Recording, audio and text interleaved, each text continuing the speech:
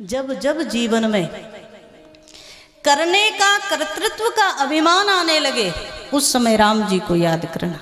सब कुछ करके भी अपना कर्तृत्व का यश दूसरे को देना राम जी से सीखो। मैंने नहीं, मेरे सब सखाओं ने किया है, मैंने कुछ नहीं किया। बस यही जीवन की सबसे बड़ी सुंदरता है महाराज। और एक बड़ी प्यारी बात, जब जब जीवन में कभी भी, अभी आपसे कहा ना, समस्या आए, कभी कभी ऐसा जीवन में आ जाए कि महाराज युद्ध तो चल रहा है लेकिन युद्ध में कहीं कोई सहारा नहीं, उस समय भगवान को याद करना बड़ा जरूरी है। धर्म रथ की जब चर्चा होती है तो धर्म रथ में सौरज धीरज तेहि रथ चाका, उसके दो पहिए हैं, एक शौर्य और एक धैर्य।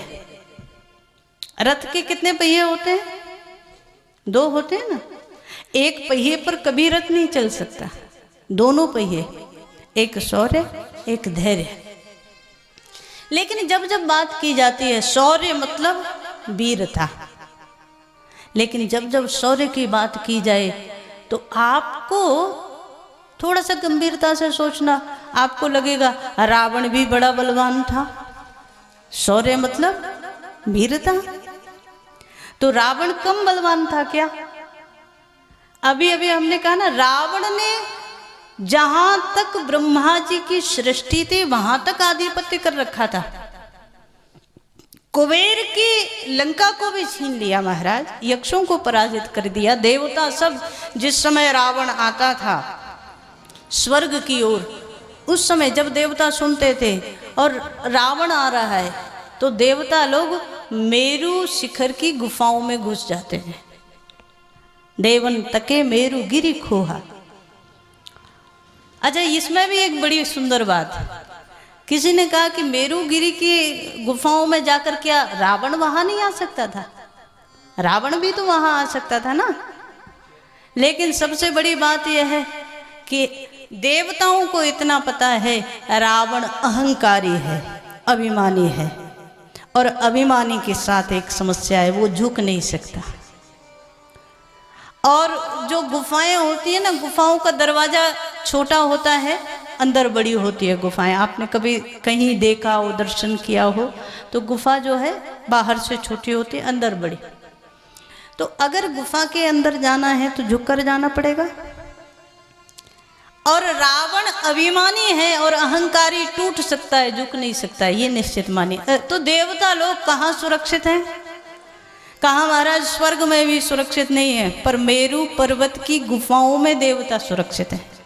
इनको पता है ये झुकने वाला है नहीं, और ये छोटे छोटे गुफाओं के दरवाजे में प्रवेश करेगा नहीं, तो यहाँ हम सुरक्षित हैं। मानस में बड़ा सुंदर दर्शन आया।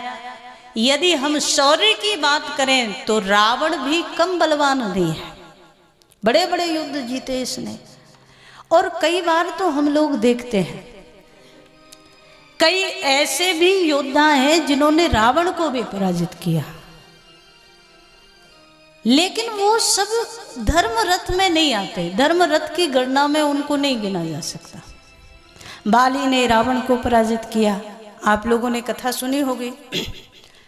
जिस समय बाली के विषय में महर्षि वाल्मीकि जी एक बढ़िया बात कहते हैं। रामायण में लिखते हैं कि बाली चारों दिशाओं में भ्रमण कर लेता था, एक दिन में पूरी पृथ्वी की परिक्रमा कर लेता था। रावण एक दिन सुबह सुबह जब बाली सूर्य की आराधना कर रहा था, रावण पहुंचा बाली के पास, मुझसे युद्ध करो। और रावण तो कहीं ना कहीं खोजता था कि कोई युद्ध करने वाला मिल जाए। कई लोगों की परंपरा है ना, कई लोगों का स्वभाव ऐसा है, ऐसे लोग ढूंढते हैं कि कोई लड़ने झगड़ने वाला मिल जाए तो दिन बढ़िया निकल जाए, ऐसे कई लोग स्वभाव में आ जाता है। तो रावण का ये स्वभाव है कि सुबह से खोजता है कि कहीं कोई मिल जाए तो दिन बढ़िया निकल जाए। तो सुबह सुबह बाली के पास पहुंचा, मुझसे युद्ध करो। बाली ने कहा थोड़ा रुको, अभी संध्या का समय है, सूर्य नारायण की उपासना कर रहा हूँ, इसके बाद जैसे जैसे सूर्य परिक्रमा करें वैसे वैसे बाली भी परिक्रमा करे। रावण साथ साथ में घूम रहा था कि युद्ध करो। एक बार हो गया, 2 बार हो गया, 3 बार हो गया।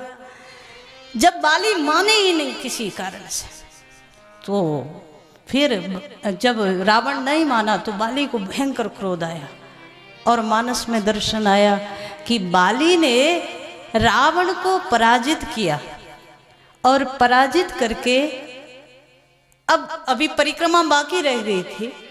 पृथ्वी की जो परिक्रमा करता था तो सूर्यास्त तक परिक्रमा करता था, तो अभी कुछ भाग शेष था। रावण मान नहीं रहा था तो रावण को पराजित करके बगल में दबा लिया और बाकी परिक्रमा उसके बाद करता रहा। और 1-2 दिन नहीं, 6 महीने तक दबाए रखा। रावण बगल में ही है और बाली परिक्रमा करता रहा। ऐसे ऐसे शौर्यवान भी हैं जिन्होंने रावण जैसों को भी पराजित किया। मानसकार भी कहते हैं कि एक बार तो चला गया पाताल में, तो वहां पाताल में बलि ने पराजित कर दिया। लेकिन इन सबको इसलिए धर्म रथ में नहीं हम लोग मान सकते, क्योंकि धर्म रथ में अगर मानेंगे तो एक अहंकारी की दूसरे अहंकारी से टकराहट को, इस युद्ध को हम धर्म रथ में शौर्य के रूप में नहीं जोड़ सकते। हाँ, एक बार हनुमान जी से भी युद्ध हुआ इसका, लंका की भूमि में। लेकिन हनुमान जी तो भगवान के पक्ष में है और भगवान की शरणागत है, तो हनुमान जी तो अतुलित बल धामम है ही। रावण आ गया कि मुझसे युद्ध करो हनुमान जी के सामने। हनुमान जी बोले हमारा तुम्हारा युद्ध हो, पर कैसा हो? अगर ज्यादा युद्ध करेंगे तो बहुत लंबा समय चला जाएगा, आप भी बलशाली हम भी बलशाली, तो एक काम कर लेते हैं, छोटा वाला युद्ध कर लेते हैं। रावण बोला छोटा वाला युद्ध कौन सा? तो हनुमान जी ने कहा एक एक मुक्के का युद्ध कर लेते हैं, जो पराजित हो जाएगा वो अपनी हार मान ले। रावण को भी लगाइए, ठीक है, कम समय में बढ़िया हो जाएगा। तो हनुमान जी सामने हैं। रावण ने कहा पहले तुम मारो, तुम एक मुक्का मारो। रावण ने कहा, तो हनुमान जी ने सुना, सोचा अगर हम पहले कर दें तो इसको तो मौका ही नहीं मिलेगा। तो हनुमान जी मुस्कुराए, कहा नहीं नहीं, एक काम करो, तुम पहले करो, कभी फिर तुम्हें मौका ही ना मिले तो तुम कहोगे कि हमें तो मौका ही नहीं मिल पाया। एक ही मुष्टिका में अगर चले गए तो काम ही खराब हो जाएगा। तो हनुमान जी ने कहा नहीं नहीं, पहले तुम मारो। रावण ने पूरी ताकत से, अब आप सोच कर देखो, 10 सिर 20 भुजा, कितना शक्तिवान होगा रावण। पूरी ताकत से मुष्टिका बनाई और एक पूरी ताकत से मुक्का हनुमान जी को मारा। और उसके बाद हुआ क्या? रावण तो सोच रहा था कि अभी इनका काम तमाम हो जाएगा, लेकिन हनुमान जी रावण के इतनी शक्तिशाली मुक्का के प्रहार से केवल धरती पर बैठे, एक घुटना धरती पर टेका और उठ करके खड़े हो गए। रावण ने कहा कि बलशाली तो हो, मेरे मुष्टि का प्रहार सहन कर गए, इसका मतलब बलवान तो हो। रावण ने कहा अब तुम्हारी बारी है, तुम मारो। लेकिन जैसे ही हनुमान जी ने अपना मुष्टिका बनाना शुरू किया, मुक्का बनाना शुरू किया, सो आकाश में ब्रह्मा जी शंकर जी आए, हाथ जोड़े, महाराज राम जी जिस काम के लिए आए हैं उसे याद कर लेना। यदि आपने एक थोड़ी सी भी शक्ति लगा करके मार दिया तो राम जी यहाँ युद्ध भूमि में बैठे रहेंगे, आप ही काम कर देंगे रावण का। तो महाराज रामायण पूरी होनी जरूरी है। शंकर जी ने कहा महाराज जरा रुकना, आराम से। हनुमान जी ने कहा कितना? तो बोले बस छुआ देना, बस इतना कर देना, मारने की जरूरत नहीं है। हनुमान जी ने कहा ठीक है। तो मुक्का तो बनाया, लेकिन बस थोड़ा सा शक्ति का प्रहार करके, लेकिन इतने में ही रावण मूर्छित हो गया और रणभूमि में गिर पड़ा। जैसे ही रावण गिरा, कुछ देर तक मूर्छित पड़ा रहा।